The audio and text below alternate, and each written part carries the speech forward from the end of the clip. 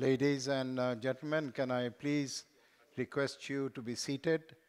We will be starting session 6 very shortly. And the doors will also close in about a couple of minutes as we all settle down.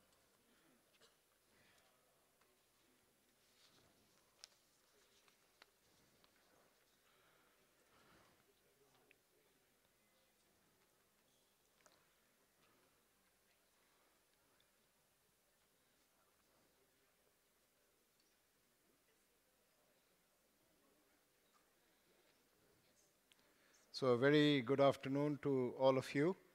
I'm Sabir Chowdhury. I am the Managing Director of Karnafli Group in Bangladesh. I'm also a Member of Parliament and co-chair of the Business Leaders Caucus. And it is my very great pleasure to welcome you today. We will start off with a screening of a very short video. You have all heard of Kampala Principles, I'm sure. And this will be just a very brief introduction to the principles so that we can refresh everyone's memory. And as that video is being screened, I would request all of our distinguished panelists to come to the stage and take your seats. The video, please. We know we need the private sector for its innovation power, resources, and expertise to tackle some of the most wicked SDG challenges. We also know that we need to work together and in partnerships to overcome these SDG challenges. However, engaging the private sector in development, cooperation, and multi-stakeholder partnerships is not without its challenges. These can include lack of safeguards on the use of public resources, insufficient attention to concrete result and outcomes for those left behind, and limited transparency, accountability, and evaluation of projects and programs with the private sector. To tackle these issues, the Global Partnership launched the Kampala Principle for Effective Private Sector Engagement in Development Cooperation in 2019. The principles provide a new blueprint for making private sector partnerships more effective, which in turn leads to greater impact for sustainable development and the SDGs. The Kampala Principles address key challenges and opportunities for better country ownership, fostering trust, inclusiveness, and mutual benefits, increased transparency and accountability, and a stronger focus on risk-sharing approaches that can help reach those furthest behind.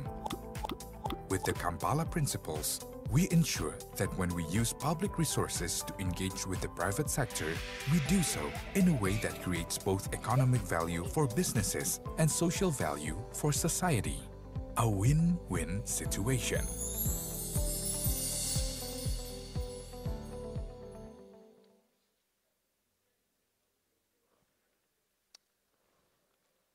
So we have just had a screening, a very short screening on the Kampala Principles. Let me once again welcome all of you to this sixth session of the Effective Development Cooperation Summit here in Geneva. It is the last session of the day, and so I guess this is going to be the best session. We have saved the best till the last. And we have arranged it in such a manner that right after this session, you will be invited to cocktails. You already have been at 5:15. And so that you know, we have also arranged with Argentina and Croatia to start the match at 8 o'clock. So you will be in time for that too today. So we have done pretty well, at least in terms of planning. This session is a plenary session, and we have, of course, a very rich pool of panelists. I will introduce them when it's their turn to speak. But basically, as we all know, and we have been hearing for the last 2 days, right from the opening, that this is a very different world that we live in today. It's being greatly impacted by what I refer to as the 3 Cs. The first C being conflict, and it's not just Russia and Ukraine. There are 58 live conflicts going on around the world as we speak. There is also, of course, the COVID crisis, and last but not least, there is climate change. So all of these have, in fact, defined and shaped a new normal, and how we respond to that normal, how we engage the private sector, how we reach out to them, how do we deliver better results so that the very inspirational slogan of the SDGs, that we leave no one behind, can actually be achieved in reality rather than just being a slogan. It is also, in essence, about strengthening partnerships and how do we create trust, how do we inspire leadership, and how do we accelerate the implementation of the Kampala principles, as you have just heard. This is, in fact, I'm not sure I've seen so many panelists in one session so far, so it's actually a long line to my left. And I think this really captures the diversity and the vitality of the private sector, because when we talk about it, it's not just large corporates, it's the trade unions, it's the civil society, it's the small and medium enterprises. So it is a whole spectrum. So we have all of them here today represented. So it's not just a multi-stakeholder dialogue, it is one with multiple constituencies, which I think goes towards making this a very rich and a very vibrant discussion. The topic, as you know, you have seen it all. It is engaging with the private sector where it matters. Very short, very succinct, but it's a very loaded topic. There are so many dimensions to be unraveling and unpacking as we go along. In terms of the format of the session, because it is quite an intensive session that we have, we'll start off with 2 keynotes. So there'll be 2 keynotes. Then we will have 3 dialogues or conversations. Then within those dialogues, we will also have a poll. And those of you who are here in person who wish to take part, although the poll is largely for the online audience, if you log into the app, and it's a very user-friendly app, you will also be able to take part in that poll, and I would encourage you to do so. And then, of course, we have the Q&A. There'll be an interactive session. There are some questions that have come to us, but if there is time, I would also like to open that up for the floor. And then, of course, we will have the closing remarks. So as you can see, we are packing a lot of content, quality content that we have here today. And I would also encourage all of you to take the headsets that are available, because there will be multiple languages that we'll be having here. And for those of us who are joining online, they will also be able to select the language, whether it is Zoom or any other platform that you're using. So we want to be as inclusive as possible in the discussions that we are going to have. So that's basically the run of the show. I've also shared with you briefly what we expect. It's really a call to action. It's a way of reimagining partnerships, how we can leverage the potential of the private sector as we go forward. So we will move on to the first keynote speaker, and there will be 2 of them. One from the partner country government perspective, who will be speaking, and then one from the business perspective, because we want to have both of the perspectives so that you can maybe possible contrast, possible areas where we can work together, and we wanted to highlight that.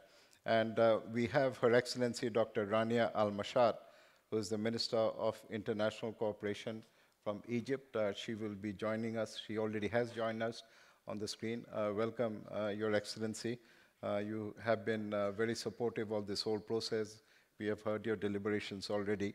And she will actually be setting the stage on this what I feel should be a very insightful, a very candid, and a very frank dialogue on this very important issue of how to strengthen partnerships with the private sector.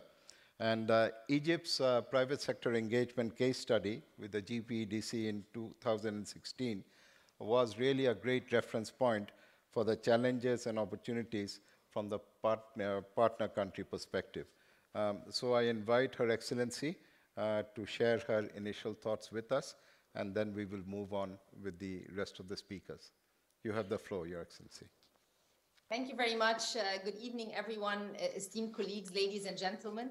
It's absolutely a pleasure to be with you again today. I participated in the previous 2 days, but today's topic, as you mentioned, is one of extreme importance given the development agenda that is coming at a backdrop that has the 3 C's that you mentioned. Actions targeting sustainable development has increased momentum over the past years. However, the trajectory has been interrupted by the compounded crisis of COVID, the war in Europe, and heightened cost of development agenda, and which calls for a more integrated and inclusive collaboration by all stakeholders.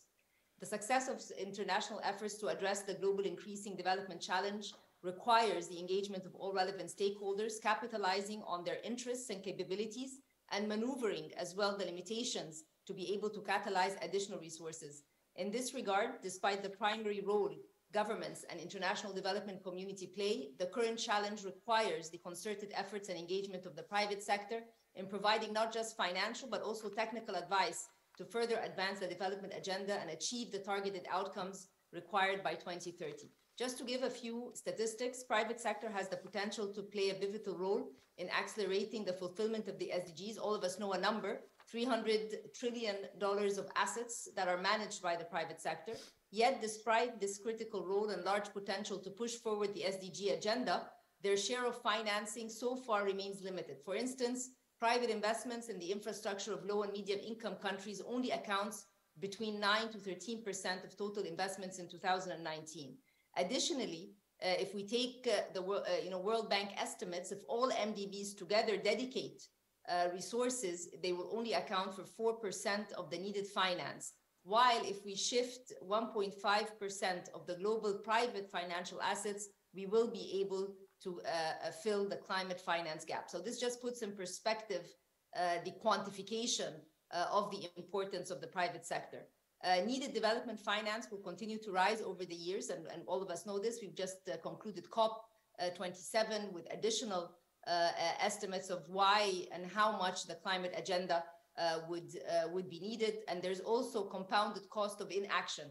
And that's why it comes the importance of what Egypt has been doing. And we are very proud of our active involvement with the Global Partnership for Effective Development Cooperation activities, which include the design phase of the monitoring framework for measuring the effectiveness of international cooperation and development finance. You also very kindly mentioned the case study that we have done on private sector engagement through development cooperation. And as you mentioned, the results were extremely important. They did not only talk about the importance of the big corporates, but also the medium and small medium enterprises, the importance of having checks and balances as well. And the report identified key findings and policy recommendations that we internally have been using as well. The Ministry of International Cooperation conducts country platforms, and this was one of the key outcomes of also the G20 eminent group. And I just want to mention an example of a country platform that aims to mobilize finance to engage the private sector. And this is our country platform of the Nexus of Water, Food and Energy, the NWEFI program that I have also spoken about the past 2 days.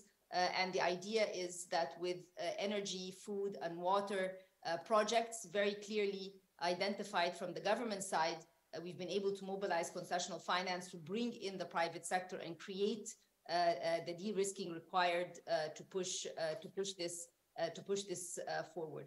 Another important example of country platforms, and this is something that we have done and very proudly with the international community, is putting together the Sharm el-Sheikh Guidebook for Just Financing. And the guidebook brings the idea of justice in climate finance, bridging the information gap related to access, reducing perceived risk in frontier markets, and providing an actionable agenda to mobilize additional capital. This is extremely important for the private sector engagement that we are talking about today, because this provides a practical manual to unlock additional capital from private as well as public resources, and how all of this can be put together. Again, our conviction and of the importance of pushing forward results or informed policies and reforms, we conduct an annual SDG official development assistance mapping exercise, SDG ODA mapping exercise.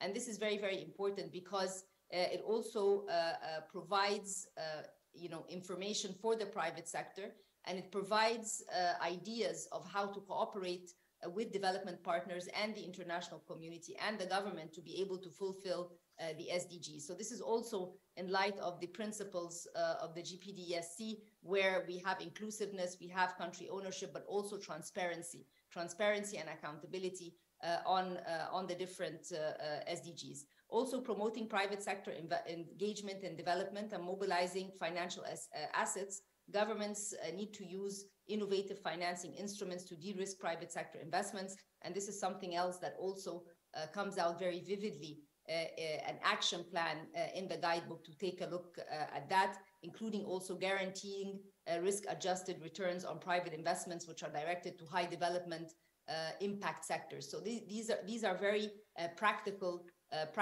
tools that can be put together. Egypt is very much committed to moving from pledges to implementation, which was the slogan during COP27, and being the president of COP for the next 12 months, we will start pushing these practical ideas and practical agenda, which require the involvement of all stakeholders, with private sector and philanthropy particularly being very key. And again, we are advancing the framework that lays the ground for an international multi-stakeholder platform aligned with needs and priorities of both developed and developing countries. Ladies and gentlemen, I can go on for a very long time, but being mindful of the great discussion that's coming ahead, I just want to thank you again for this invitation, for the timely session. As was mentioned, the global backdrop is a very complicated one, and therefore every stakeholder has a huge responsibility, and it has to be swift, taking action in a swift way, but we re-emphasize our shared commitment and our obligation to fulfill the SDGs by 2030. Thank you very much. Thank you. Thank you so very much, Her Excellency Dr. Al-Mashad, for the very practical experiences and the country perspective from Egypt. That was our keynote speaker, the first keynote speaker. We will now move on and hear about the private sector perspective, having heard the government sector.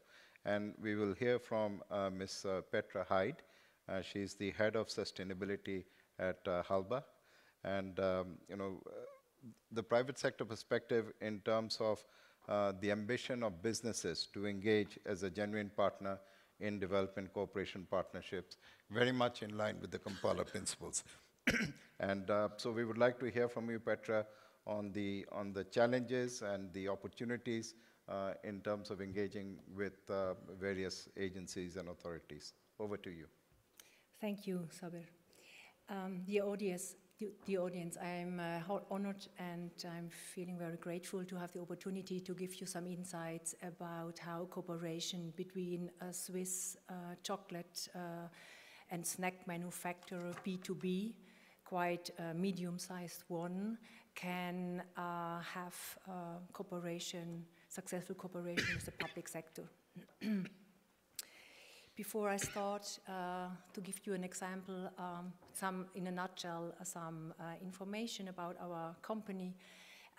We have 285 million of turnover annually. We have 380 employees, and chocolate is our main business. We consider us as a pioneer in sustainability, and we can say that at the moment 88% of our chocolate products are already having a sustainable label. As you already know, there are some challenges around the world. They have been already mentioned. We are considered for our business loss of biodiversity, water scarcity, climate change, and food insecurity as one amongst, or some amongst a lot, as very serious. And we, as a private sector company, want to impactfully make a contribution to overcome these challenges by assuming our responsibility and doing business as sustainable as possible. How we want to do that? As you might know, as a chocolate manufacturer, cocoa is one of the main ingredients of our product, and so cocoa beans are grown, as you might know, mainly with smallholder farmers or in the southern hemisphere. We are counting that 5 until 6 million farmers are producing 4-5 million tons of cocoa beans annually.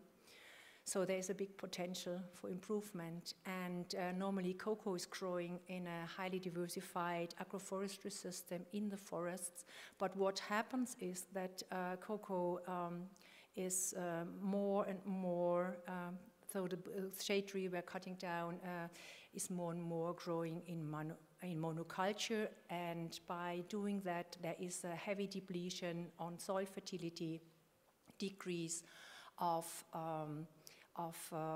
yield, and increase of pests and diseases.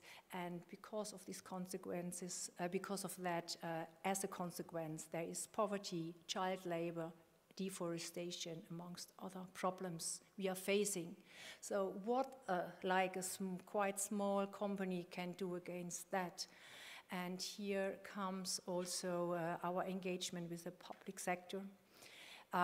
We are running a so-called agroforestry, dynamic agroforestry project in all our country where we source our cocoa beans. Here this is an example of Ecuador, where we, since 2016, are running an agroforestry project with a cooperative, a smallholder producer cooperative of about 1,000 farmers, where we show our farmers, these farmers, how to transform their non-productive or low-productive cocoa plantations into a highly diversified, multiple production system.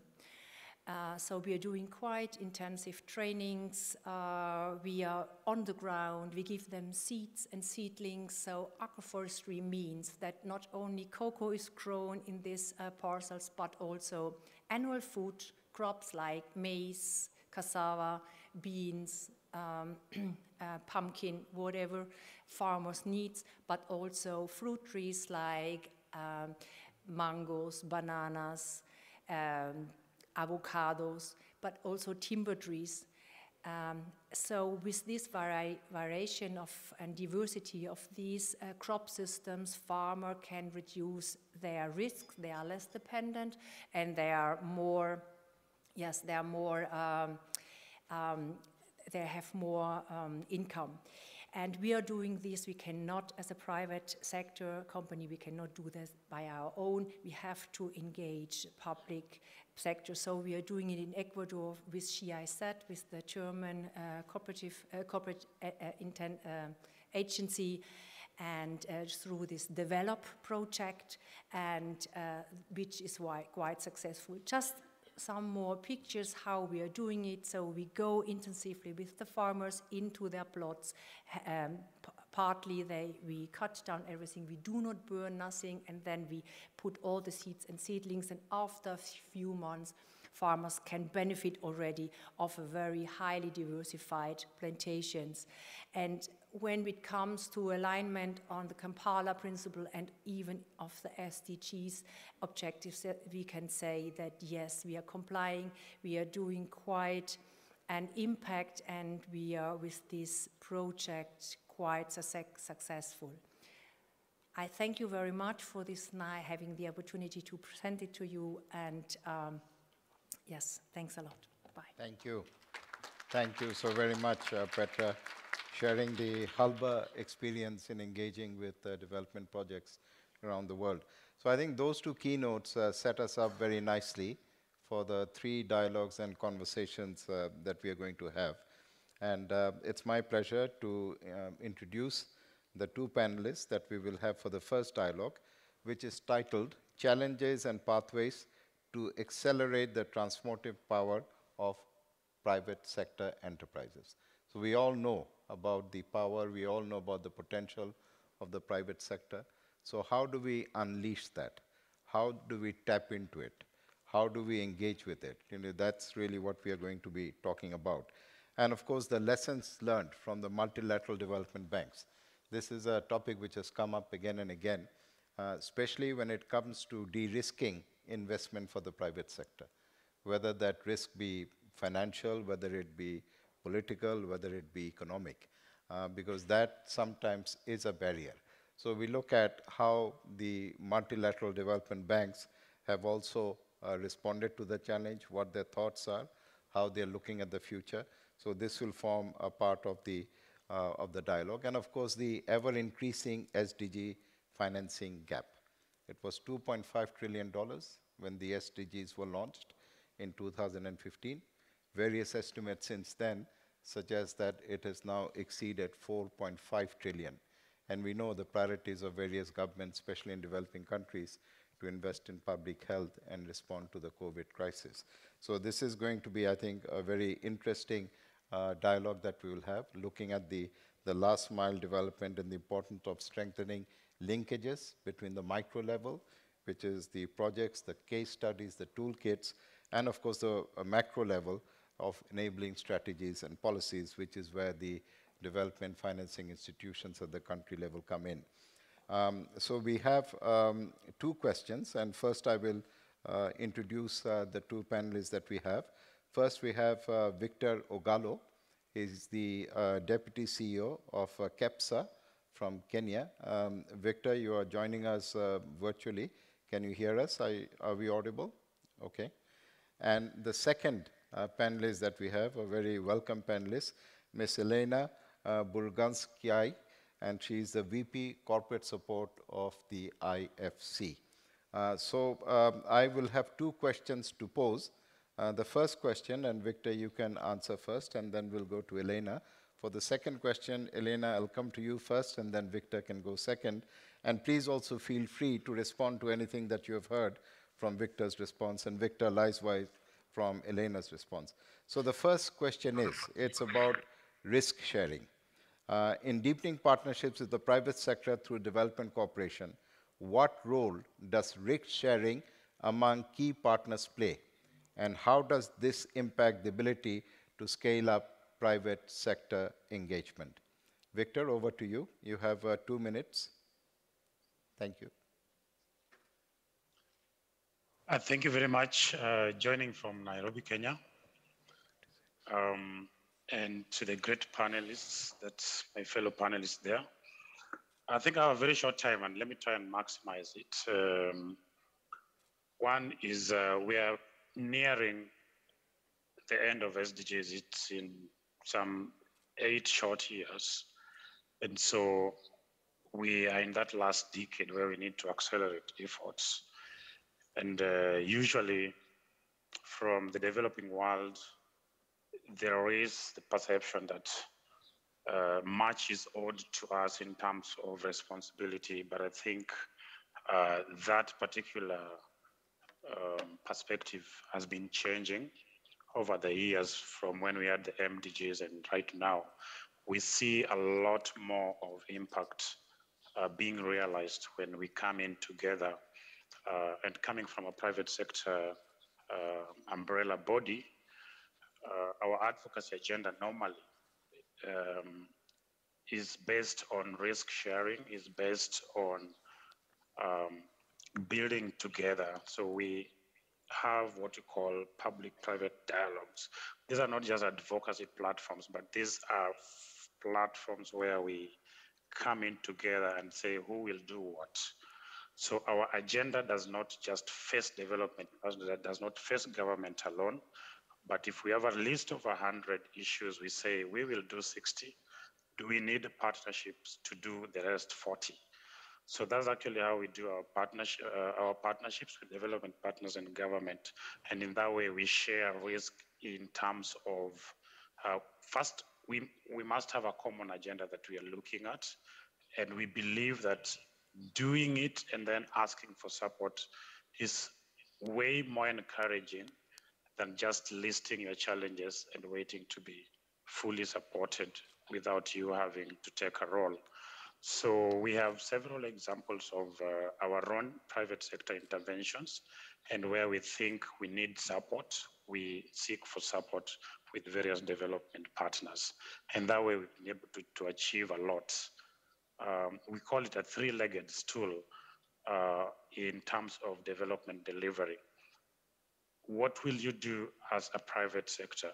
We list those ones. Where do you need support from government? We list those ones. Where do you need support from development partners? So that the three coming together form a partnership and we all share in the same outcome.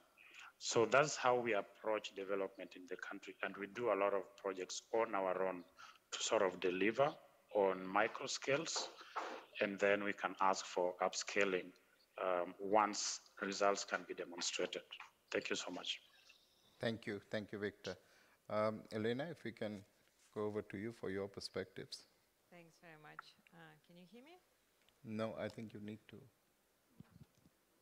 Can you hear me now? Yes. Okay, that's good. Yes. All right. Well, let me first, and Victor disappeared from the screen, but hopefully he's still there and can hear me. I wanted to first recognize the great work, Victor, that you and the team are doing in Kenya, and also our long-standing partnership that IFC has with the Kenya Private Sector Alliance. And Victor mentioned the public-private dialogue.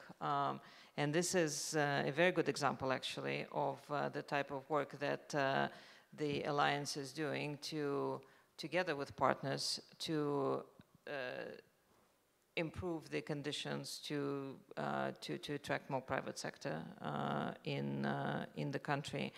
And the type of the policy and regulatory reforms that we together are focused on are really prerequisites for successful public-private partnerships in all forms. And when done right, when you think about, you asked Sabre in the beginning about the risk allocation, the key element of a successful public-private partnership is appropriate risk allocation among parties. And so this type of work is actually absolutely critical, both for the public sector and for the private sector, to understand where the risks are, who is best placed to manage them, and how we do it while making sure that we maximize resources and allocate them in the way that maximizes development outcomes and addresses the most pressing challenges and needs in the country. Now, the other tool that I would like to mention on risk sharing is concessional blended finance. And yesterday at the opening session, it was mentioned that I think only 2% of the total donor funds are going to blended finance at the moment. And this is a key constraint that we see certainly from our side. You take example of climate.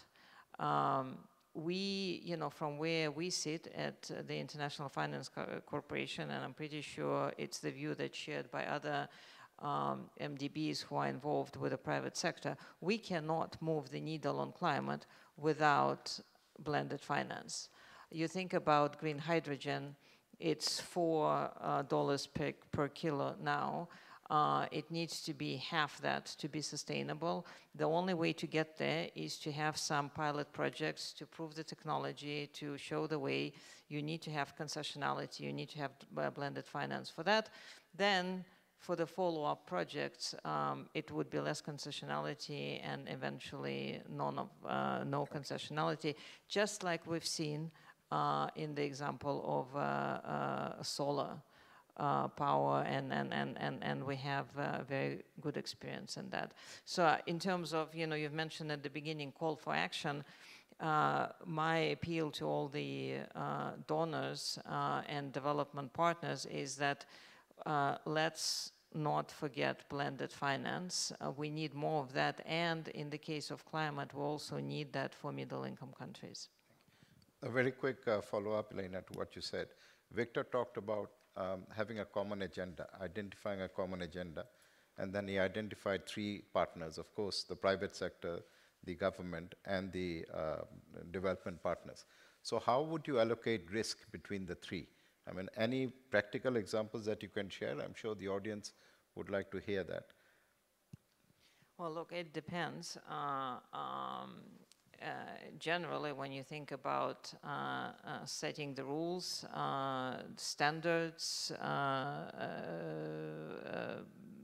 regulations, that's the public sector side, right? When it comes to delivery, innovation, that's the private sector side, and the MDBs, depending on the situation, right? But in terms of global experience, knowledge, sometimes new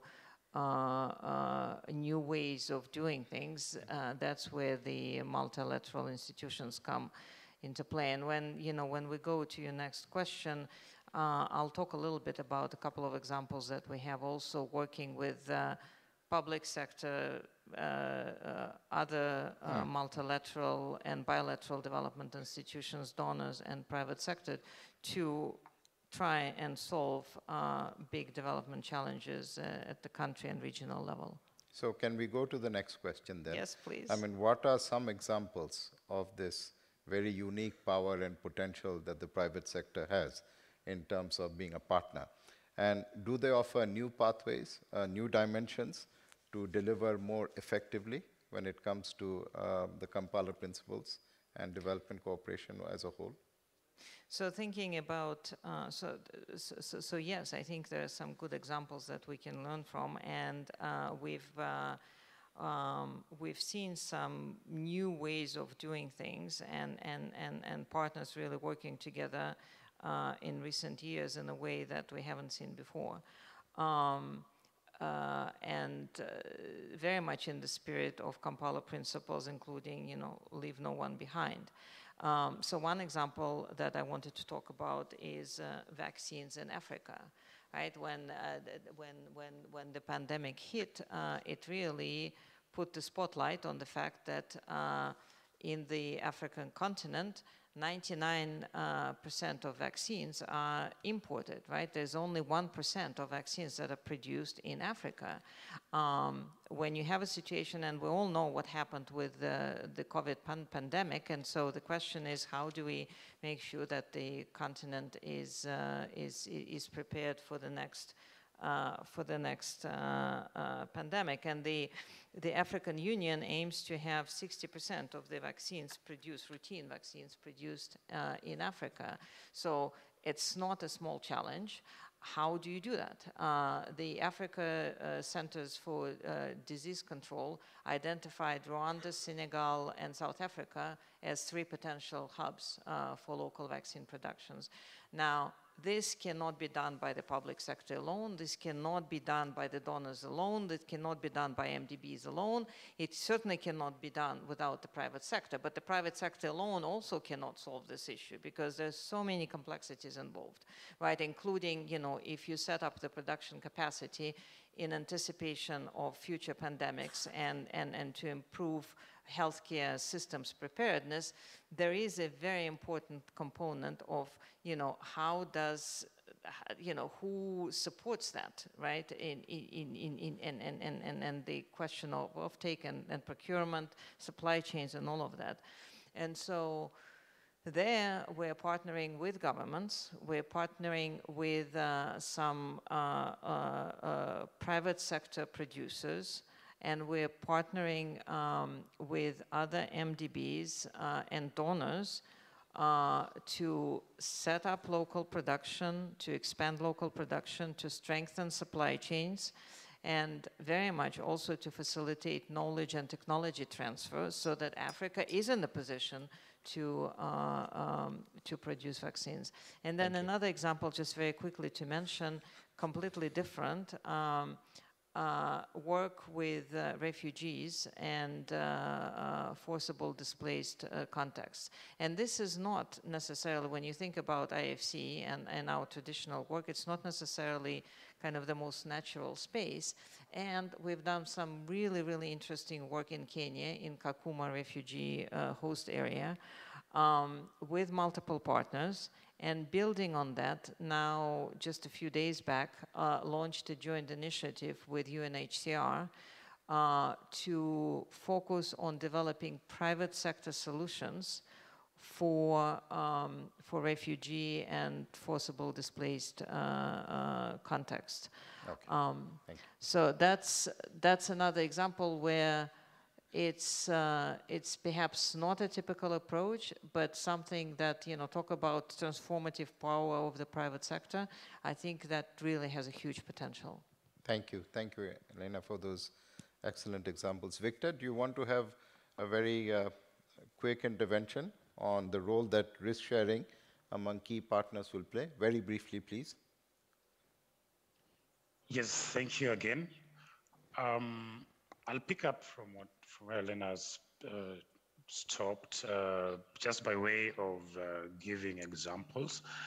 Right now in Kenya, I think you introduced 3 Cs, but in Kenya we have additional other challenges we're dealing with. We have the worst drought in the country in 40 years. And droughts are not necessarily things that surprise us. I think there's a cycle that's predictable. We normally expect between 4 to 5 years we must have drought, but the extent we have right now was last experienced 40 years ago. So we find ourselves in this situation, and as private sector, we have come together to mobilize resources from amongst ourselves, from development partners, but particularly more from the business community to respond and provide relief. People normally think provision of relief is something that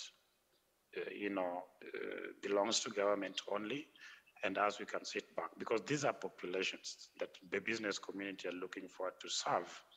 So these are customers that are in dire need of relief.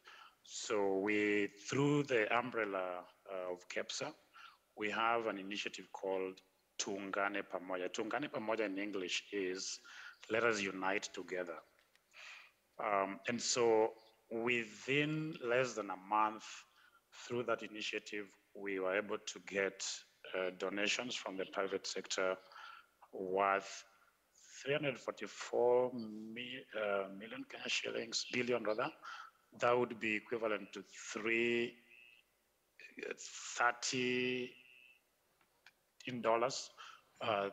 million, and in cash, about $20 million that we have handed over to government to buy food and provide relief to the devastated communities. Those are one of the examples. The other one is during COVID. Very briefly, please, Victor. We are running short on time. Very briefly. Thank you so much.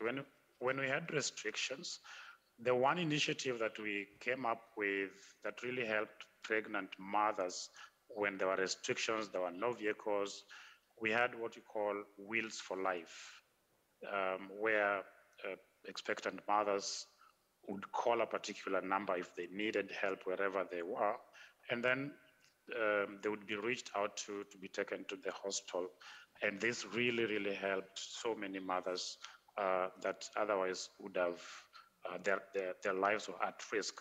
So the Wheels for Life was an initiative that we also, as a business community, when we were reaching out to people who were really vulnerable at that time, we've also provided interest-free loans during that particular period of pandemic to SMEs, interest-free loans for at least 6 months, ranging from $1,000 to $10,000 that would be refundable within 6 months. We were not requiring any collateral, and that helped to bring to keep a number of SMEs afloat and to keep the jobs. Thank you. That otherwise, yeah. Thank you so much. Thank you so much, Victor.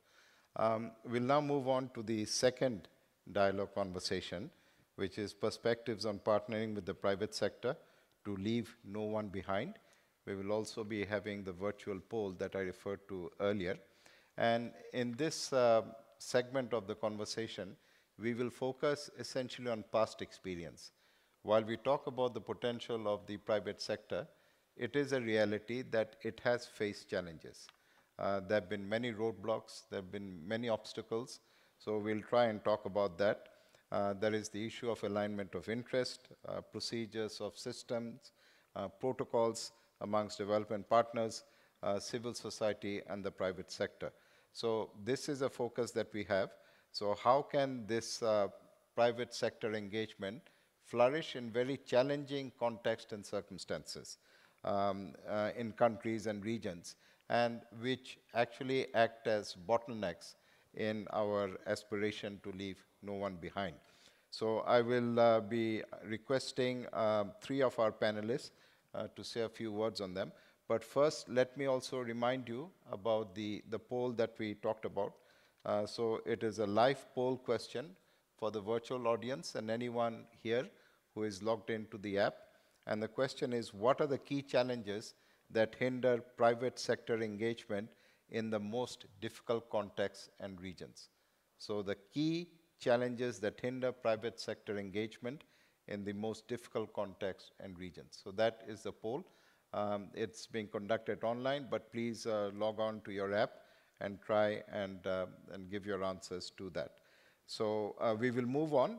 I have the pleasure to introduce the 3 panelists for this dialogue, the second. First is Yarat Sertse. He's the founder and CEO of Shire Shown PLC. We also have Ms. Beverly Longhead. She's the CPDE co-chair. And we also have Mr. Eric Manzi Mwazi, Deputy General Secretary, International Trade Union Congress. So first, we will have Yarat give us a 5-minute overview on this matter, and then we will have 2 specific questions for the panelists. Yarat, you have the floor, please. Yeah, thank you so much, Saber. I think, already my name is mentioned. Maybe let me give a very brief perspective of what we do. We are a company based in Ethiopia. We are engaged in manufacturing and distribution of hermetic storage bags. Our clients are 100% smallholder farmers based in the rural or in the countryside. So we started this hermetic storage bag manufacturing and distribution back in 2015. By then, we managed to dispatch 9,000 bags. As I speak this year, we are crossing well over 3 million bags sales, which has been a very great growth over the years. Maybe for those of you who don't have sufficient understanding of what hermetic storage bags means, they are airtight grain storage bags. They are meant to protect insect infestation for farmers during their storage at household level. And for every single bag we sell, farmers are able to save 15 kilograms of grain, which could have been lost due to insect infestation. So over the last 5 years alone, we have managed to reach more than 5 million farmers, primarily in Ethiopia, but we also serve farmers in Somalia and also to some extent farmers in Sudan. And we are actually doing this through a very strong network of agro dealers and also user resellers who are reaching our product to the last mile. Currently, we are running 400 agro dealers throughout Ethiopia and additional 450 user resellers who are taking our product to the remote places across the country. So they are really helping us to reach the last mile. Within this time period, we have organized 11,000 village demonstrations in Ethiopia alone. And when I say 11,000 village demonstrations, we physically went to those 11,000 villages through different means, organized a meeting of 50 farmers, show how the technology works, and also helps them compare the difference between keeping grain in our bag and in their traditional customary practices. Yeah, I think maybe if I reflect a bit in terms of what are the learnings in the process, the one thing that we learned is, I think in this process, understanding the size of the opportunity, understanding the nature of the problem, and learning how that problem can translate into opportunity, and finally, how that can be served with the right business model has been a very crucial learning for us as a business. And in fact, I was reflecting with the team some weeks back. I think, we are fortunate in a way because I personally have this exposure of working as a consultant with a number of development organizations like the Gates Foundation, USAID. And as a consultant, I saw how projects operate and how those projects also fail. And from that, also I linked that observation into how commercial solutions could bring a serious difference. So I think that learning is very important. Next to that, I think partnerships are really essential. Once you know, like you have a solution, you have the right business model, you still need partners to work with you, because as a small and a medium enterprise, first, you don't have the resource. Second, you don't have the network to reach out to those remote places. And what really worked for us quite well is we managed to really mobilize and leverage those partnerships from development sector as well as from the government sector to ensure that these products are channeled and reached to the farmers. Of course, partnership, when I say often, like, partnership is a complex issue by itself for small and medium enterprise.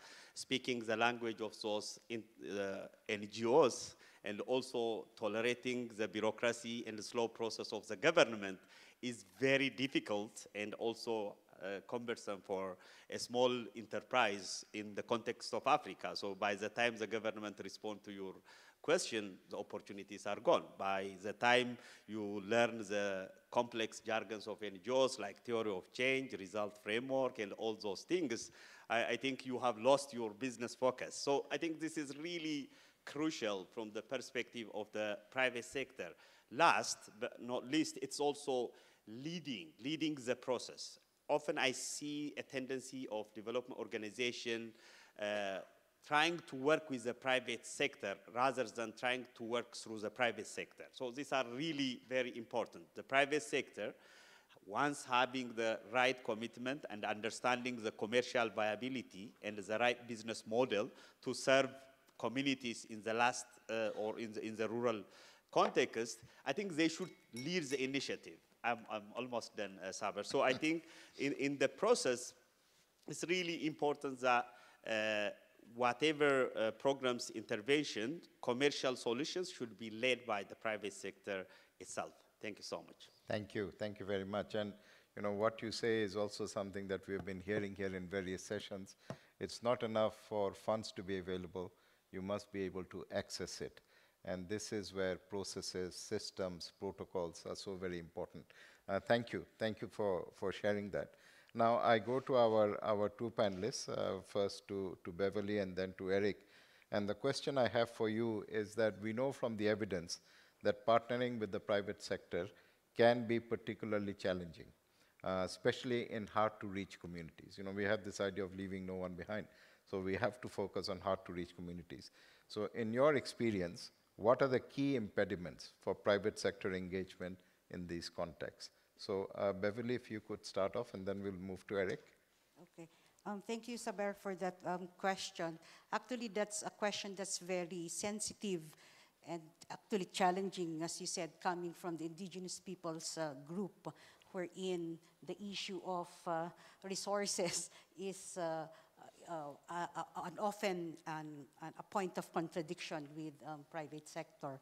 I think in terms of challenges, I would probably say one, the mere fact of alignment of interests is in itself a challenge, because you will have later on to judge from whose perspective are we doing development cooperation. Are we doing it from the perspective of profit, or are we doing it from a perspective of people's lives? So that's something that both the private sector and the different stakeholders would have to terms, and that would mean probably looking into the definition on who are the private sector, because lumping, you know, big business, micro, small, medium, and social enterprises, philanthropy in one as private sector is difficult, because they have different orientations, they have different mandates, they have different procedures. Two, I would agree with what you mentioned, that there's also a need to look into government regulatory and oversight mechanisms. And that is something that's also weak, especially in the global south. No? If you look at the latest report of Transparency International, corruption worldwide has stagnated. And it is very unfortunate that if you have very high levels of corruption, monitoring development effectiveness can also be an issue. And second, that will bring me to the third probably third challenge will be the issue of human rights, the issue of civil liberties, and that is something that we also have to take into account, because with corruption, you would also have difficulty in monitoring the systems and getting to involve others. Now, in the past 2 days, or since yesterday, we've been talking of trust, and I've always said this, that, trust takes years to build, but only seconds to break, and it takes forever to rebuild and to regain. But I'm not saying that this is not possible. And probably the fourth challenge that based from our experience, it would be to, we should also be cautious on to the extent where do we develop the engagement of private sector, because we also do not want private sector taking over the function of government, because social services is not the function of the private sector. And that's mainly the function of government. Making jobs is the function of government to ensure. So how are we able to do this partnership? How are we able to cooperate without taking over the functions and obligations of each of the multi-stakeholders? And fifth, probably, it's always the issue of human rights, and always putting people at the core of everything that we do. For me, that's the challenges. Thank you very much. Eric, I mean, the trade unions are an important partner, because they bring to the fore voices that are quite often lost and marginalized. So what is your response to the question? Okay, in French. I think the people have the time to take their headset. Yes, that's right. Trade unions are very important key actors, especially when it comes to reaching populations that are difficult to reach. Now, to give you an example of this, a very specific example, as you know, in Africa, there is a huge amount of informal economic activities. And I would say that they represent about 80% of the workforce in Africa. So this is a sector, this informal economic work within the private sector. They act within a context of a lack of rights.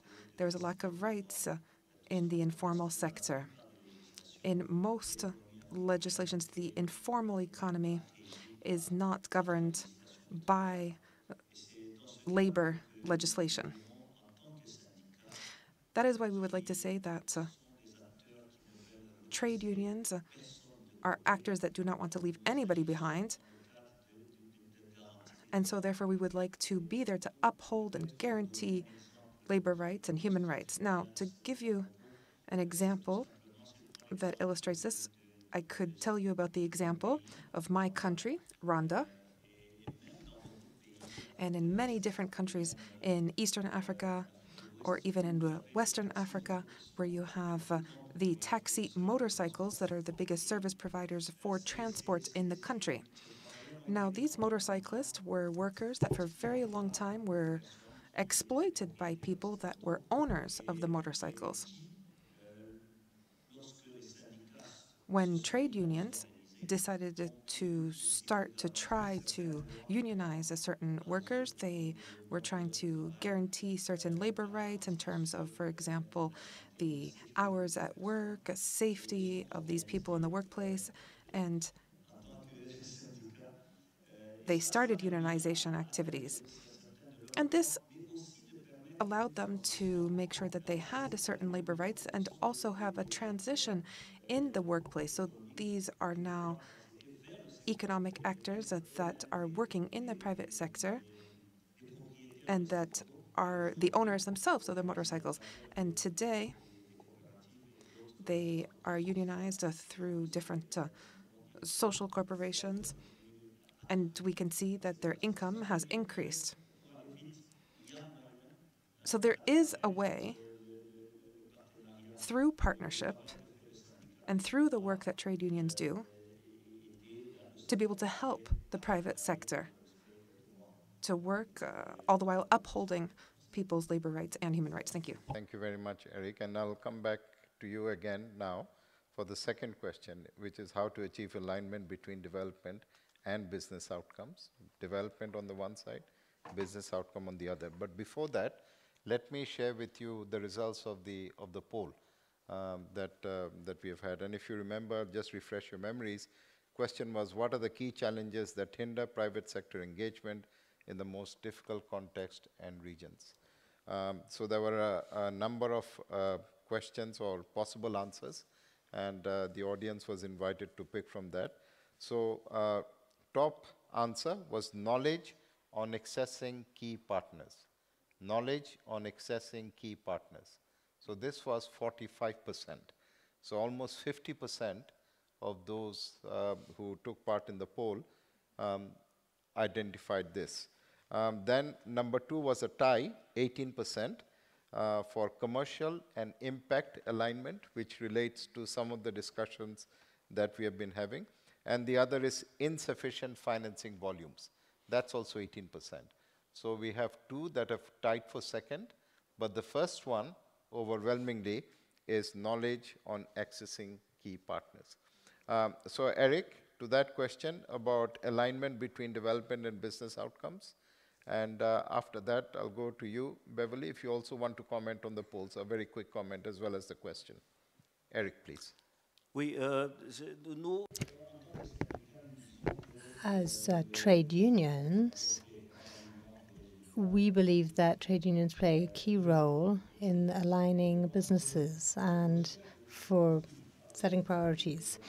So the search for profit must be compatible with the law, the rights to contribute to development. So as legitimate representatives of workers, we guarantee that these rights are upheld at work. The tools we have, a social dialogue, collective bargaining, these are tools that must be used within a framework of discussion between employers and unions to take into account the needs of the business, but also of employers and workers. So this social collective dialogue and collective bargaining must be used. We ensure that in our social cooperation for development that collective bargaining is used with a view to guaranteeing that the private sector is aligned with the population's needs with a view to sustainable development. So that's what we have to say. Collective bargaining, social negotiations, which are tools for development cooperation. I think that's quite an interesting result in the polls in terms of knowledge that I think there's really a need to popularize what do you mean by private sector and the role and contributions that they can give to development cooperation. So in terms of lessons, in that case, we really need to do more outreach, do more networking or alliance with the private sector, while at the same time, while we do that approach, we try to see where we can commonly act together. So probably coming out with a common framework along the lines of people-centered development, and how do we look into upholding people's rights in the context of development. It's not easy, I think. I know it's not easy because most of the time we try to negotiate, but I think if we bring people to the table together, we'll be able to look into that. 3, since it's something new that we're trying to bring people in the table together, the different stakeholders will be to establish platforms wherein we are able to do this, something like this. So probably we have to enhance or improve our development cooperation that we are doing and making it inclusive. And last point, I think we've been talking like bringing people into the boardroom, bringing people from the communities, the labor, indigenous peoples to decision-making. But another aspect will also, how do we bring the boardroom to the communities? How do we bring the boardroom to the factories, to the schools, so that we'll be able to see by itself, the actual conditions and situations? Because often it might be simply theoretical for others, so it can be a two-way process. So for me, probably interests at the moment are contradicting, or probably it seems not to meet. But if we enhance more dialogue, more negotiations, we can come out with common points where we can work together. And that can be a starting point. Thank you, Beverly. And I suppose the point is, when you talk about achieving alignment between development and business outcomes, it is not either or. It is really both. We are looking at win-wins. It's how do you fine-tune and calibrate it in such a way that the balance is optimum, the mix is right. I think that's fair, because it can't be one or the other. It has to be both. That's why we are talking about partnerships and development cooperation. So, ladies and gentlemen, what we will do now is to move to the third dialogue or the conversation. We have looked at the past, we have looked at the present, we have looked at the challenges, and now we want to look forward. And in my opening remarks, I talked about the new normal, which is currently prevailing. So that requires us to reimagine partnerships, to look at things in a different light. So we'll be looking forward in this, the last of the conversations, and it's titled A Strategic Mindset Shift to Accelerate the Role of Private Sector Engagement in Achieving the SDGs. So what can be done differently? What are the changes that we are looking for? How can we elevate the importance of the private sector when it comes to achieving the Sustainable Development Goals, leveraging on the Kampala principles, and of course, leaving no one behind. So I think this is really what this session is going to be. We have two excellent panelists, and I must say thanks to all of you. I think we have had very rich inputs and contributions. The two panelists that we have for this third conversation, to my immediate left, we have Jeru Bilimoria. She is from Catalyst 2030. I've already heard her in various sessions asking the right questions, if not always giving the right answers, but she's been asking the right questions. So we have Jeru with us. We also have Adriana Mira de Pereira. She is from El Salvador. She is also here with us. So the first question is going to be, what is the biggest leap that business and development communities need to strengthen trust and work together more effectively? We talked about mutual trust, we talked about accountability. So again, it's not the what, it's the how that we are focusing on. We know we need to have more trust, but how do we actually achieve it? So, Jeru, over to you. Thanks. You need the mic, yeah. Yeah, so basically you talked about trust, and we've talked about financing. We've said that we can't achieve the SDGs.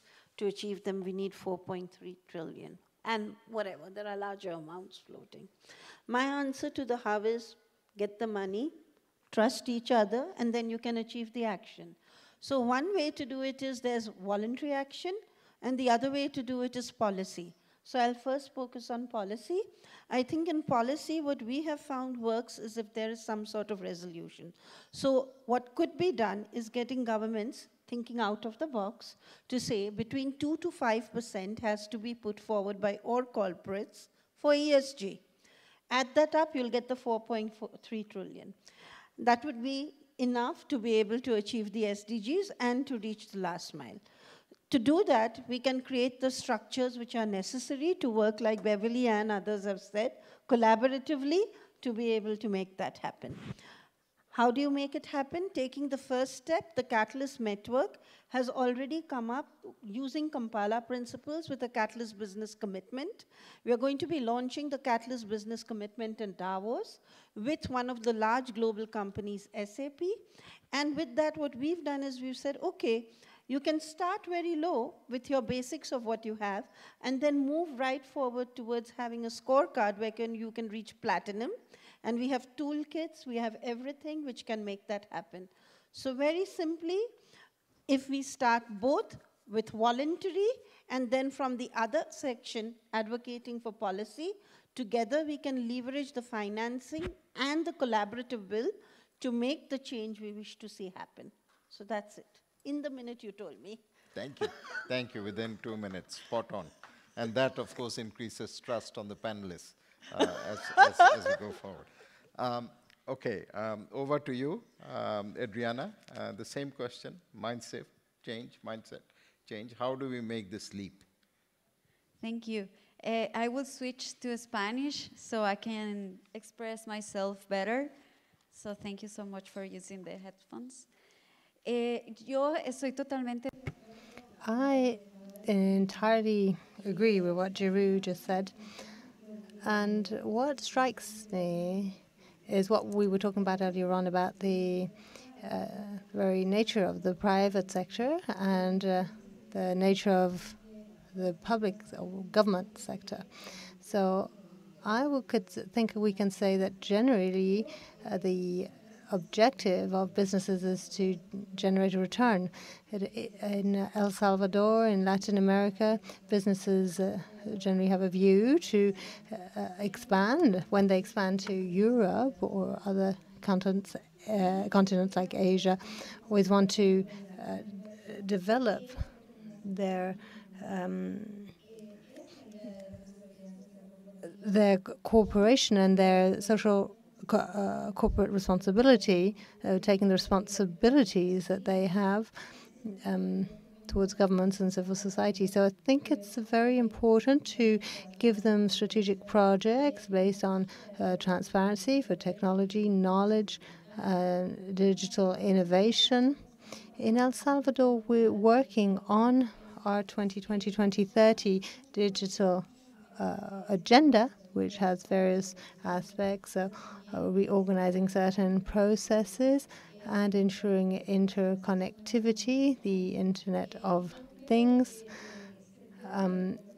So I believe that we can discuss about employability and entrepreneurship with businesses based on technologies and communications. And I think that what is important is that we can exchange with businesses to try to make the population more tech savvy, because the know-how in technology is increasing, and this improves employment. So there are many programs that are focused on the United Nations programs to train those participating, but there's no specific alliance of the private sector. So the government of El Salvador is pushing for its new Plan 2020, young people for competencies, and this together with the private sector. Thank you.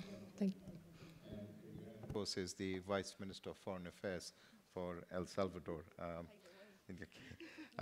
Let me stay with you, Adriana, and ask you the question about, the GPEDC has produced toolkits. There are the Kampala Principles Toolkit, and if you go to the website for this event, and you click on session 6, you can actually go to the resources section, and there you will find that there is a toolkit for each of the parties, or potential partners, for country, for national governments, for development partners, for the private sector. So I would encourage all of you to look at that, because that really, I think, is a great resource that we should be using. So in terms of the toolkit, what is the most important action to apply the principles at the country level?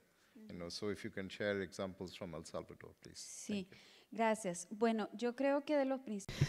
Yes, so I think that the Kampala Principles for us mean effective tools to ensure the connection between all the stakeholders of the governments and between private businesses. That's what's important to us. So we need to recognize that often businesses don't have the government's trust, and vice versa. The businesses don't trust government enough.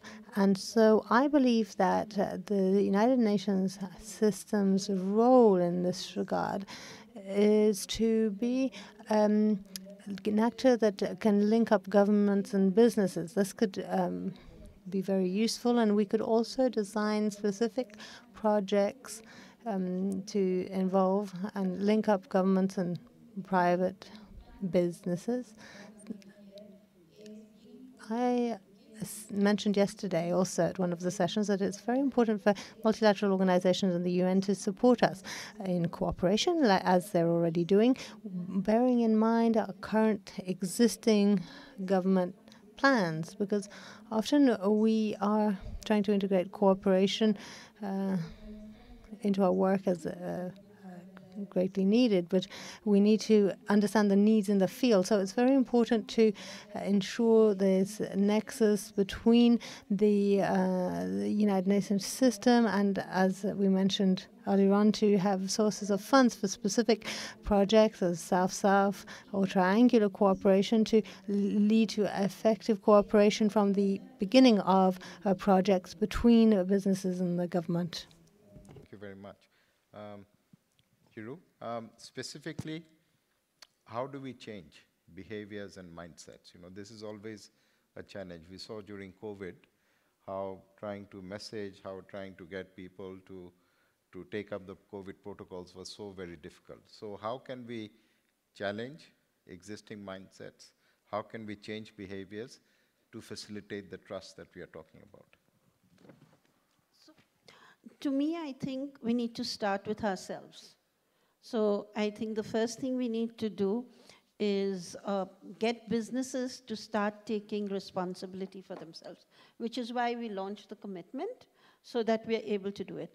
But we also know that if there is not a competitive advantage, it's not going to happen. That is why I say we really need to shift policies, because policies will help change mindsets and will help change behaviors also. So I think one thing is, if at a global level we are able to do policy change, we say that this is what we want, then we will be able to do it. At a personal level, I think we, at least at Catalyst, are working with several global corporations who are interested in being the change, genuinely, from their own accord. So then those can become the role models. So instead, I was speaking to Antonio earlier, and I said, you know, they have many companies in UN Global Compact, so let's see how we can work together to get those companies. So once you get the ball rolling, it becomes easier and easier. So maybe in El Salvador, when they introduce a law saying 2%, you know, I'm not asking you to, but if they do, once it's happened at a global level, then the corporates will automatically come, and then others who have been front-running will have the comparative advantage. But bottom line, each and every one of us in this room need to look at ourselves and say, what can we do differently? How can we shift things differently? And what are the pushes we can make?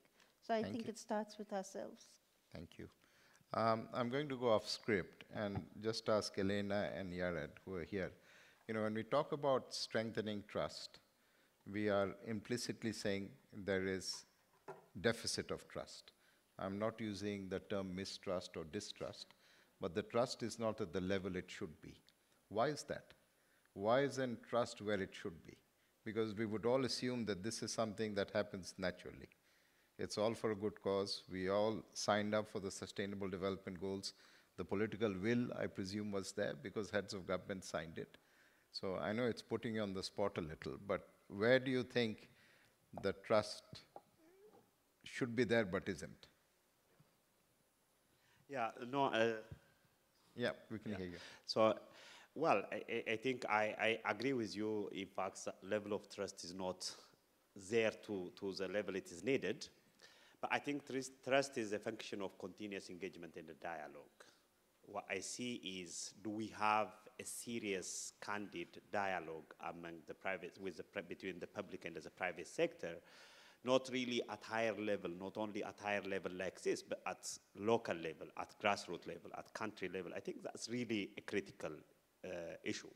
And what I see is nowadays there are a lot of initiatives on public-private partnership, dialogue, and all those forums. But I think they are not structurally designed. So that there is a need to give it more sense of continuity with a more crafted agenda on building towards a shared vision and a shared position. I think if that is done, I believe this level of trust can be developed.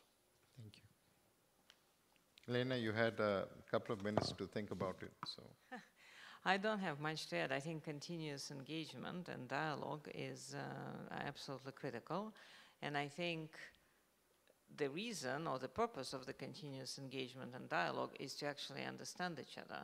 And sometimes it's a question of language. Sometimes it's a question of definitions, you know, you know, and sometimes it's a question of expectations on all sides, right? There are certain things that, you know, are very important and that, you know, certain actors cannot deliver in the way that other actors are expecting them to deliver, right? And understanding the limitations, the constraints, and what are the legitimate concerns on all sides and how we collectively can address them, I think that goes a long way. And we see the examples, you know, when it works well, you have the most complex projects sometimes, which affect local communities, which affect the nature, which affect all kinds of things. And if they're done properly, and there is appropriate engagement early on with affected communities, with civil society, you have very different outcomes compared to sometimes simpler projects where this is completely neglected, right? So that's just one practical example of, you know, of how one can achieve trust. If you do that, then you build trust and the next project becomes easier. Thank you. So I suppose the message there is, you know, it's great that we are having this summit, but this is at a high level. You know, we call these high-level segments. But really what we need to do is take this dialogue, take this discussion to the grassroots level. And, you know, so it's a bottom-up process as well. And then I think that also makes sure that, I mean, when we talk about a country, it's not homogeneous. If you break that country down, you've got so many other segments, so many other potential partners. So how can we have almost a whole of government, whole of society approach when it comes to development cooperation? Great. We now move on to the final session. This is the interactive session. And we also have Q&A, of course, as part of this. This will be in person as well as in virtual format. We already have a few questions, but I would like to go through these very quickly. So whoever is going to be asking the questions, no statements, please, just the question itself. And then after we have heard two questions, we'll come to the panelists. Whoever wishes to take the questions, you are welcome to, unless they have a particular person in mind. And then if there is time, I would again like to open the floor for that. So the first intervention from the in-person audience that I have is from Wisborne Malaya, the Secretary General, Zimbabwe Chamber of Informal Economy Associations. Wisborne, glad that you could make it. Just the question, please. Thank you, Chair. My question is under the motto from the informal economy, nothing for us without us. How best can this global platform incorporate effective development for the informal economy activities without victimizing or ignoring the way these activities contribute to their different economies? This is, I think you heard from the trade unionists where he shared about the vulnerabilities and the statistics. I will just quickly refer to the statistics from ILO, which speaks of more than 2 billion workers in the world found in the informal economy. And also speaks, IMF also talks of the challenges in the informal economy and also how best the informal economy can be supported to make sure they can continue to feed or support the activities in their spaces whilst promoting living conditions. Okay. Thank you, Chair. Thank you. A very important question, perspectives from the informal sector. And we know during the COVID, this was the sector which was hit the hardest. So very valid question. The second intervention from the audience we have is from Hilary Jeune. She's the Minister for Climate and Energy from Jersey. Hilary, your question, please. Thank you very much. As we heard from the Chair, today is the launch of the Toolkit for the Kampala Principles for Effective Private Sector Engagement. And it's an interactive online platform, as indicated, and I would really like to offer you to go to to see it and to really explore it and utilize it in the future. And I had the pleasure of being one of the lead consultants in building this toolkit with a dedicated group of experts. And what I'd like to ask, and it really builds on the last point in Dialogue 3, is that when we were building the toolkit, it became really apparent that often different actors in development cooperation space use different terminologies, jargon, acronyms, and even use the same word but which have different meanings. And this really does cause a lot of cross-discussions, misunderstandings, and those barriers to effective action and building trust and effective partnerships, as was alluded to in the last discussion. So I'd really like to tease out further from the panelists, how can we to ensure that we all work together as equal partners towards achieving Agenda 2030 and ensuring real impact at the country level? What steps should be taken to ensure that partners engage in dialogues at different levels and in project implementation, how they can really understand each other, engage in active listening, and ensure that there is really inclusive partnerships? Thank you. Thank you, Hilary, for that very important question, and for all of the great support work that you've done in terms of the toolkit. So we have two questions. Anyone would wish to take that? The first is on the informal economy. We are just looking for very short answers, 1 minute each. Who would like to take the first question? Yeah, Eric, please. Thank you.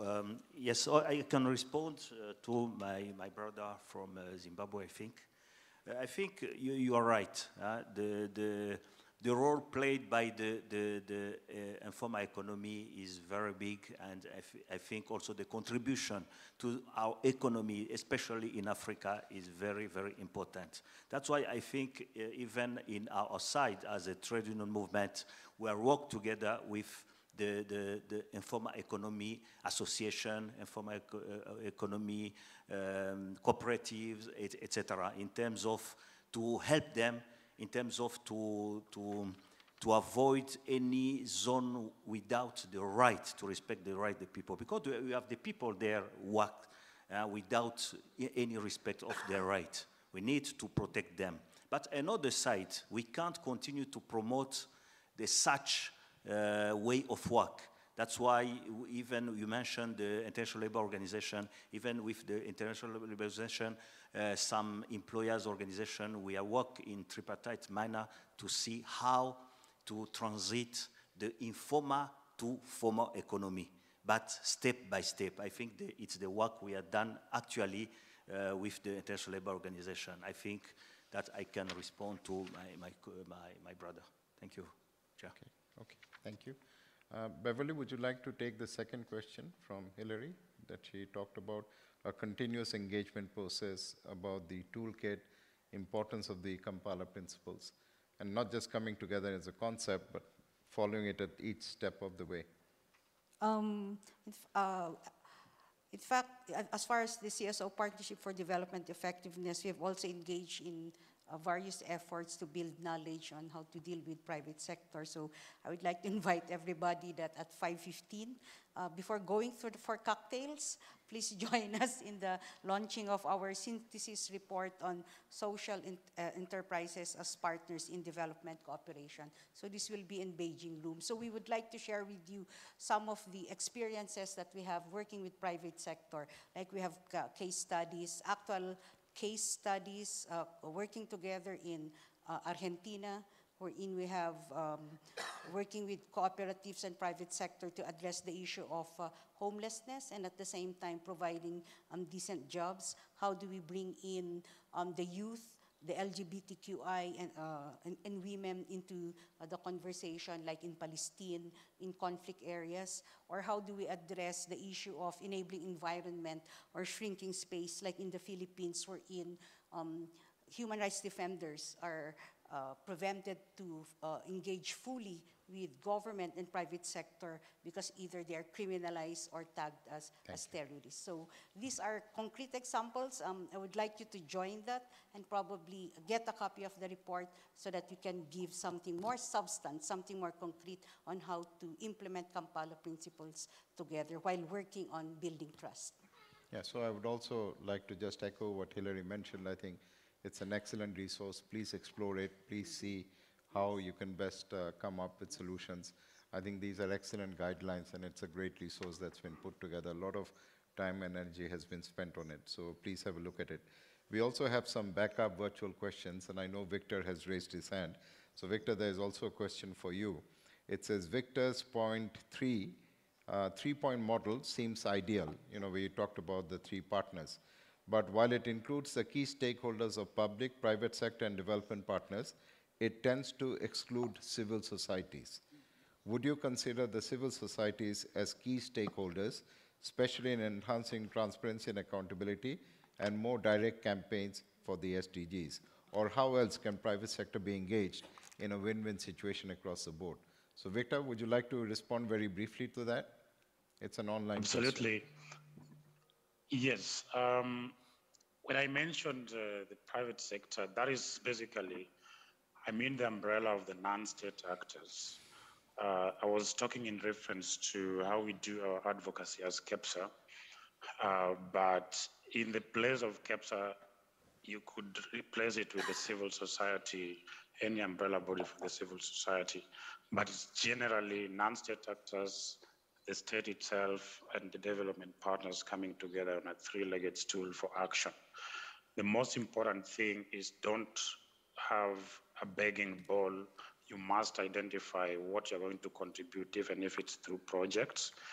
Only then can your other partners be able to sit with you on a table and say, we are, because a partnership really has to be a partnership. You have to identify what's your contribution, what support do you want from government. And so while at that, let me answer the question of the informal economy. We have Agenda 4 in Kenya, Chair, if you'll allow me just a little leeway. We have a housing project, affordable housing.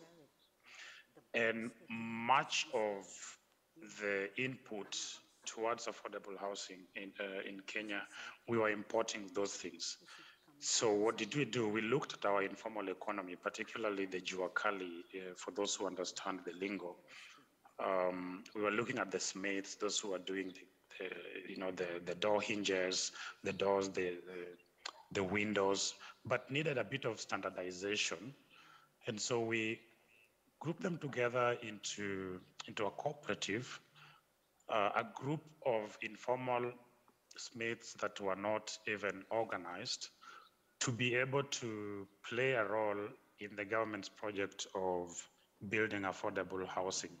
So once we sold to them the idea that actually we could link you up, these are multi-billion projects that the government is spearheading through PPPs, but we want the informal economy to be part of it, and you are doing a great job, only that you need to be standardized. If we want particular size of doors or windows or hinges or shutters, you're going to provide the same standard. So we organized them into a cooperative, gave them a lawyer. They were able to then register as a cooperative. They were able to get then loan that was guaranteed through this law firm. And they're able to supply staff worth about $5 million towards affordable housing. A few of them have been able, through that particular arrangement, to purchase 1-bedroom houses, now moving from shanties to being homeowners of 1-bedroom houses. Victor, so you have to close. We are so the whole point here, Chair, is about moving from informality to formality for you to benefit. I think that's an area of effort where we need to take a lot more of action. Thank you. Thank you very much, Victor. We are now almost to the end of our, well, we have almost exceeded our allotted time, but I think we have some few minutes for the high-level closing remarks and the call to action. And it's my pleasure to welcome the first speaker for the closing remarks, Dr. Ariane Hildebrand, Director General, Federal Ministry of Economic Cooperation and Development from Germany.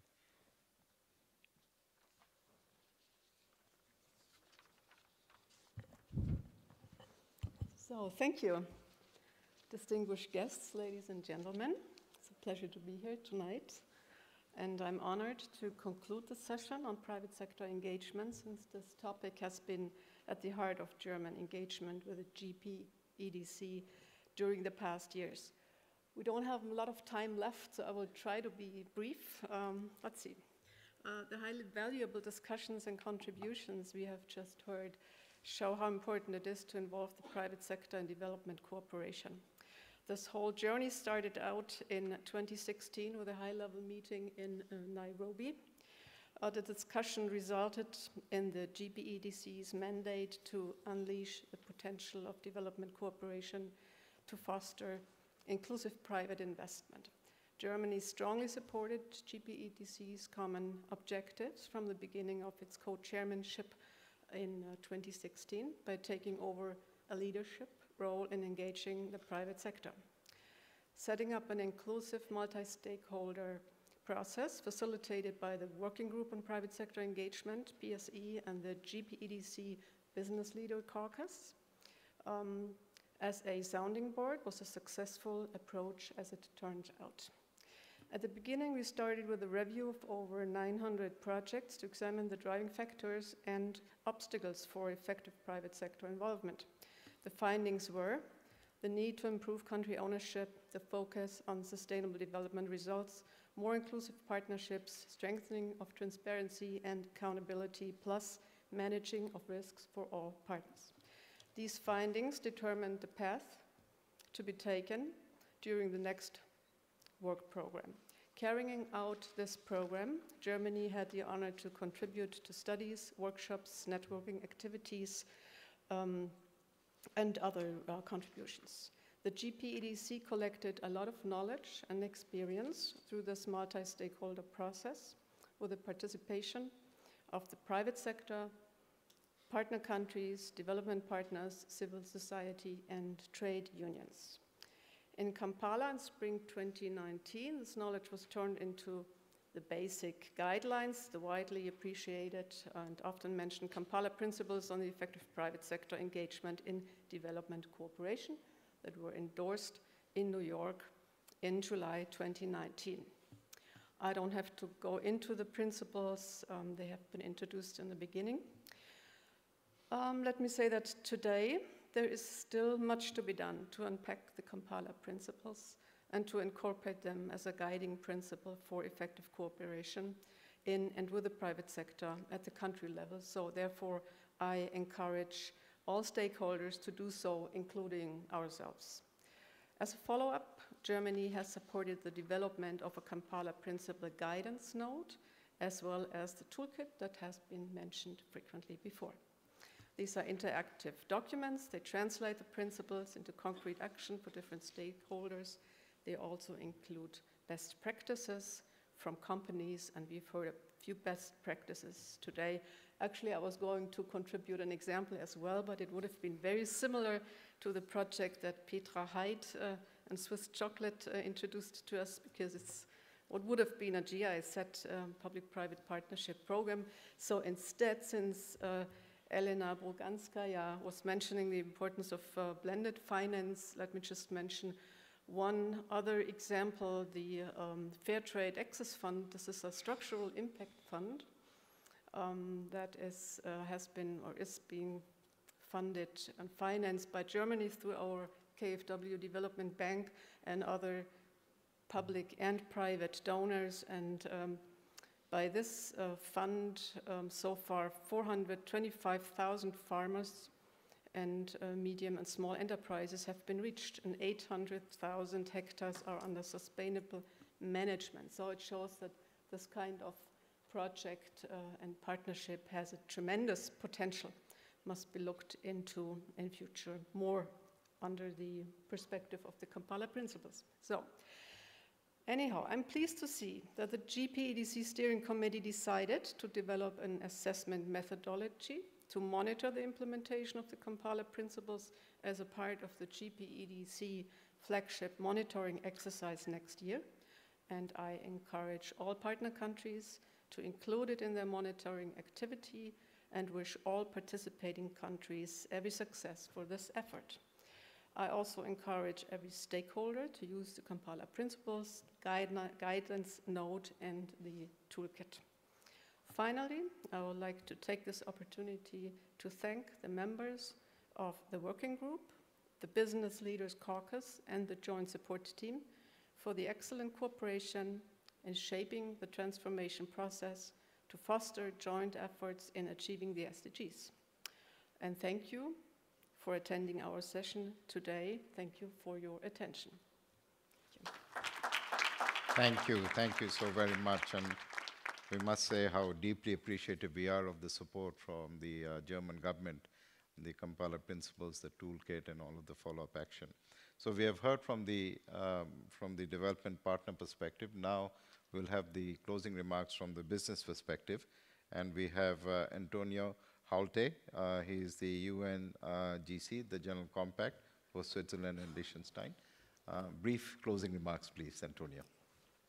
Yes, ladies and gentlemen, we have heard we have to enable the grassroots entrepreneurs in assessing key partners to develop their businesses. We have heard that business has to take into account people's lives. The purpose of business is to create value for people and not just for profit. That's why the UN Global Compact, which has been formed and mandated by the UN General Assembly in 2000, has the mandate to call companies, first of all, to do their business decently. That means follow the 10 principles of the UN Global Compact based on the human rights, the international labor norms, which we have heard quite a lot of times, the green economy, circular economy, and anti-corruption principles, which are core and very, very important because business needs a level playing field, otherwise business does not work. But business is not a development agency, and I really insist on that. Because let me be honest, sometimes I have the impression that the UN agencies see businesses as funder of UN projects and programs. That's not the purpose of business. Business always needs a business case, and we have heard it quite a lot of times. And I'm really happy to have now the Kampala principles, and I will engage personally and motivate my colleagues in New York, our director, and our local networks to join in this movement. We need all the actors, public, private, national, regional, global, and especially we need the most disadvantaged. The informal sector is out of perspective of the formal sector. Let's be clear. Also for us, it's one of the biggest challenges we have to face. But I think there is an opportunity. Just to give you one example, we try to build up a cooperation between a strong partnership with our local network in Bangladesh. We have it already with Ukraine, and we started now with Tunisia, with the purpose to really touch the grassroots. And there we got involved with the Swiss embassy. They brought together our companies, the Swiss companies, especially the transnationals. And now Roche has engaged with quite a large program and also finances to really launch a program for public health. And there it is a typical example where all the actors have to collaborate. We need more Halbas. We need more Victors and other initiatives, and also yours in Ethiopia. I think together we can make and must make a big difference. I, as I said, will engage the UN Global Compact to really start to implement the Kampala principles. To be honest, before this session, I didn't know them. and that shows we have also a problem in communication between the different UN entities. And I'm really happy that I heard all these discussions and debates yesterday and today. So let's join forces, let's join collaboration to really make a difference. And I end with the call the UN Global Compact has launched in December 2015, just after the promulgation of the SDGs.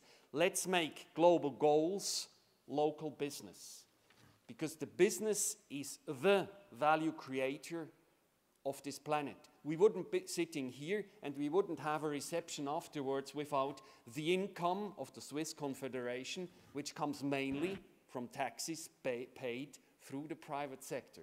So let's join forces, let's collaborate, and I'm looking forward to meeting you and hearing from you in other occasions. Thank you very much. Thank you, Antonio. And it's good to see that you see the value of the Kampala principles, and we look forward to that being institutionalized in your business compact and your network across the world. So, ladies and gentlemen, we have come to the end of this session. We are just in time, as they say, for cocktails. But before we wrap up, I think the whole purpose of this session was really to make a case. This is not a business case, but I think it's a development case that we are making. And it is a very strong development case. So there is a very strong call to action, which we reiterate time and again.